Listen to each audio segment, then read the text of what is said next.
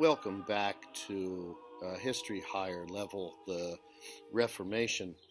This episode will be a little bit more slapdash than the others. It's, in general, a look at the Roman Inquisition, but it's also going to serve as a review both of the coursework and of the approach that we're taking in this course. So before we begin, I want to first of all, as I do in all of these videos, start by saying almost everything that is in this lesson is attributed to Vicars of Christ by Peter de Rosa. Wouldn't be able to do this without it. It's the best history book that I've ever read. I recommend buying it at any of the sites in the comment section. Beyond that, trying by example to show that it's not plagiarism if you give credit where credit is due. Second, as you go through these lessons, I will regularly input the definitions of words. I will expect you to use those words in any essay that you have coming up. You're responsible for those terms, and there will be quite a few more in this video. So jumping right into the Roman Inquisition. The Roman Inquisition, distinct from the medieval Inquisition, which had flourished for centuries, was set up by Paul III on the 21st of July, 1542. Now, rather than reading each paragraph here, I'm going to be pointing out that you'll notice Paul III, he's on our list. And one of the things he did besides begin the Council of Trent was also to set up the Roman Inquisition. Take note, as I've pointed out before, that the Roman Inquisition wasn't something that was brand new. The Inquisition had been around for a long time. But this Inquisition that's going to be set up in reaction to Luther and the Protestant Reformation is going to be distinct. It was composed of cardinals, one of whom had dreamed up the idea, the volcanic John Peter Carafa, later Paul IV. As one of the Inquisitors General, he was entitled to imprison anyone on suspicion of heresy, confiscate his property, and execute the guilty. You will notice both of these names from our list, Paul III and Paul IV. Right here in reaction to the Reformation, we have the establishment of the Roman Inquisition. At his own expense, this is Paul IV. He immediately bought and equipped a house with instruments of torture that were state-of-the-art. No man, he said, may demean himself by tolerating heretics. Another of his dicta was, if my own father was a heretic, I would personally gather the wood to burn him. A good student would have that little quotation locked away in the back of their brain to make a comment if they're ever asked about Paul IV. Elected Pope in May 1555, he was free to spread his own brand of fanaticism. An ascetic like Torquemada, he hated Jews and shut them in ghettos, hated sodomites, whom he burned, hated women, whom he forbade to darken the doors of the Vatican. Rank said of him that at the end of his long life, he lived and moved in his reforms, and his inquisitions, gave laws, imprisoned, excommunicated, and held his autos de fe. These occupations filled his life. Just a quick little translation of there. I assume you know what a Jew is. A sodomite is, well, anyone who engages in sodomy. Check that definition. Basically homosexuals. These are the people he has burned.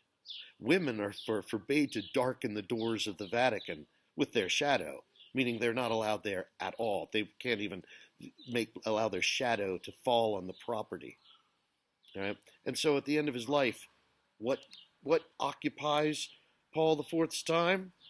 Overseeing executions and investigations into heresy. Now, one of Paul's passionate interests was stifling freedom of thought. As a cardinal, he had burned all books he considered pernicious. Pernicious being anything that causes harm, and that's completely up to him. If he sees it as causing harm, then it's to be burned and forbidden. As Pope, he, remember, Paul IV, introduced the Index of Forbidden Books. Now, suppressing free thought had become more difficult after 1450, when books started pouring off the new printing press. Printing was the greatest aid to democracy the world had yet seen. The papacy failed then and later to come to terms with it. Now, this is in relationship to the creation of the Gutenberg Press and the Wittenberg Bible. and the other connections to Lutheranism, to Luther, to Protestantism, to the Protestant Reformation, that the church was failing to properly deal with. Even in the area of censorship, fun surfaced. In the first place, Paul IV did the heroic thing by putting himself on the index. It is an odd story.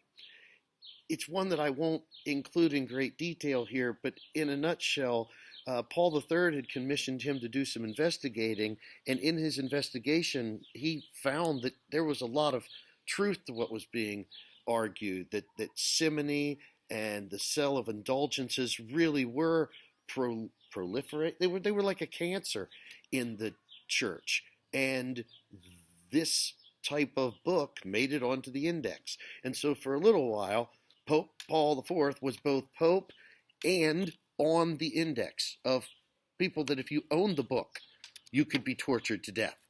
Paul was the author of the book and was Pope. If you're unable to see the hypocrisy here, I'm sorry, I really can't help you out. Adding on to what we have already discussed about the Council of Trent, a more comprehensive index was prepared by the Council of Trent in 1564. Works were condemned under 10 headings. Now, this index of heretical books is the definition of thought crime.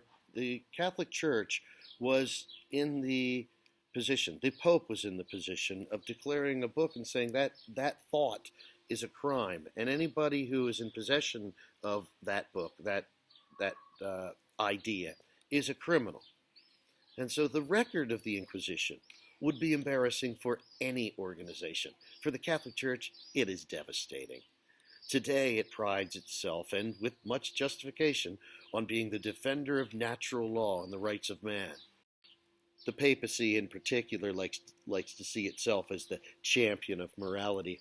What history shows is that for more than 6 centuries, without a break, the papacy was the sworn enemy of elementary justice.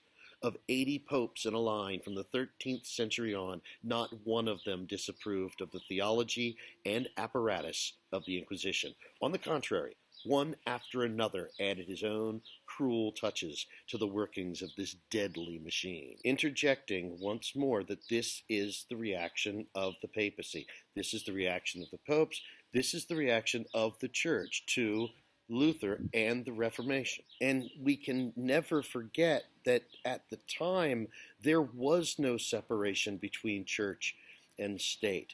The ideas of the Enlightenment that we're going to talk about, or that we've already spoken about as we studied the Enlightenment, are hopefully becoming a lot clearer here.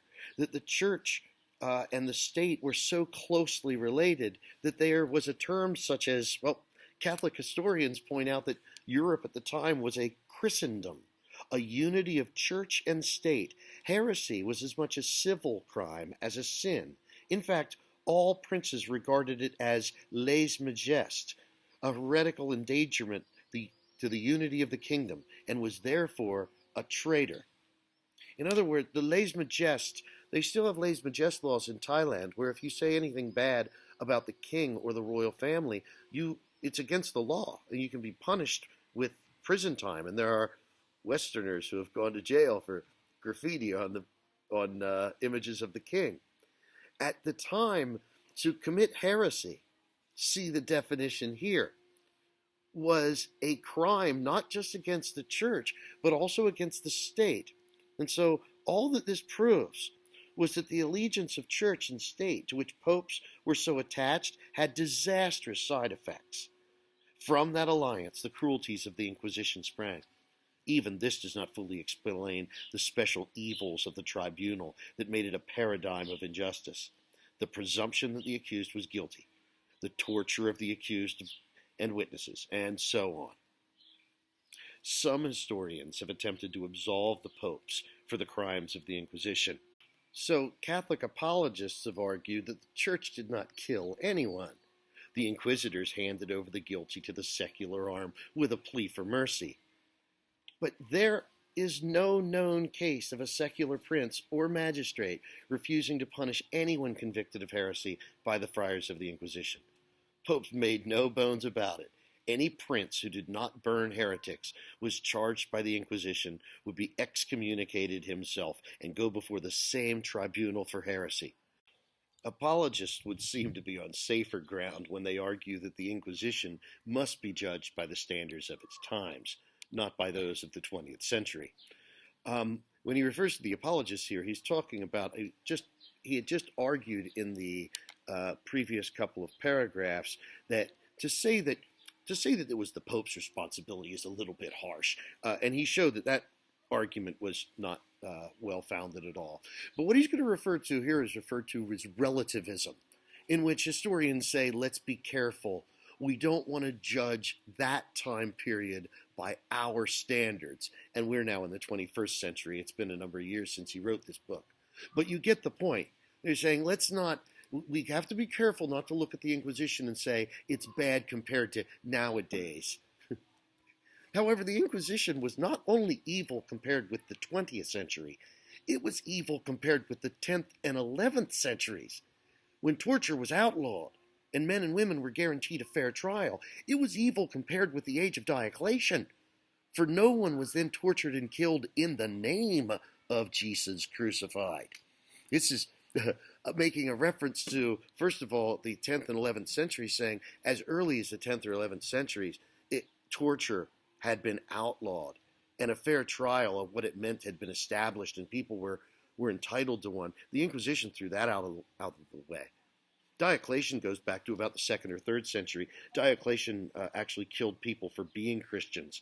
And I think what De Rosa is suggesting here is that it's more evil to kill someone in Jesus' name than it is to kill them because they believe in Jesus. I'm not quite sure I agree with him on that one. However, it was also worth comparing countries that went along with the Inquisition with others, such as England, that did not. Ever since William the Conqueror, the common law of England had maintained a healthy disrespect for theocracy. A person was innocent until found guilty. The common law guaranteed basic elements of justice denied to the accused in the Inquisition. A man was judged by his peers, allowed witnesses to speak on his behalf, had the right to legal counsel, and a public trial. The law forbade torture, knowing that it would only lead to hypocrisy and perjury. And so what we want to point out here is that we're not just comparing the Inquisition to the 20th and 21st centuries and saying it was bad. We're saying, no, these rules, these laws establishing the right to people to have a fair trial predated the Roman Inquisition. And the Pope decided to throw those ideas right out the window with the Inquisition, the Roman version of the Inquisition. So as the sun sets in the west, I'll draw the metaphorical curtains on my shooting of video for the day. In the next video, I hope to get to the Jesuits, unless something distracts me along the way. Leave a comment if you're enjoying these episodes. Go to the website and buy Peter De Rosa's Vicars of Christ, best history book I ever read. Wouldn't be able to teach the Reformation without it.